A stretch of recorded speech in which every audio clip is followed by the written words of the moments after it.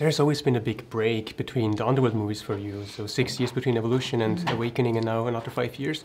Do you enjoy it more to get back in character because there is so much time between?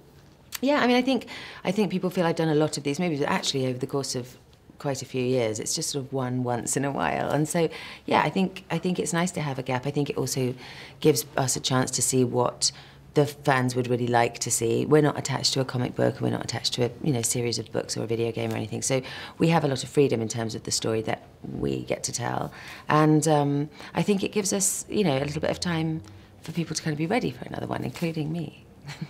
Do you get nostalgic anytime you can get back on set for a new movie? Yeah, I mean, it's weird. It's very familiar.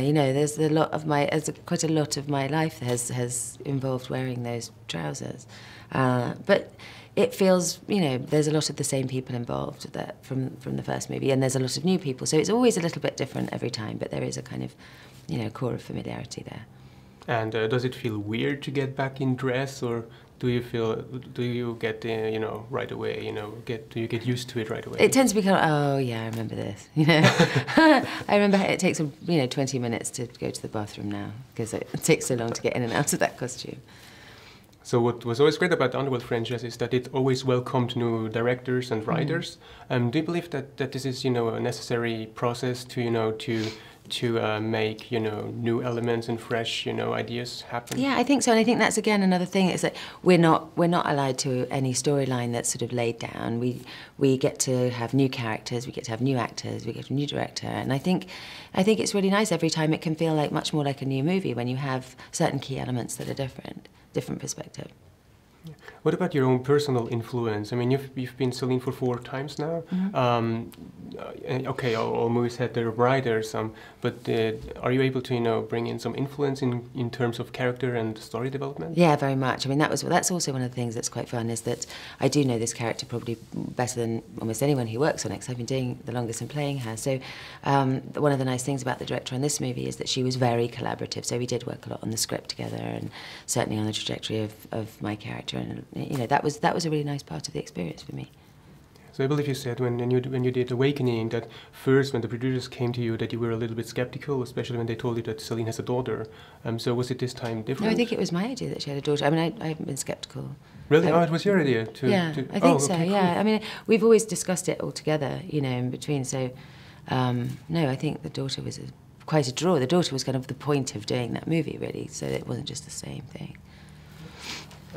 Something which is very funny, sometimes a director or writer or an actor says, when it comes down to a franchise, that they don't know yet how the next movie is going to be like, but they know how they don't want it to be like. Right. So in terms of Underworld, was there ever a path or a certain storyline you never wanted to go?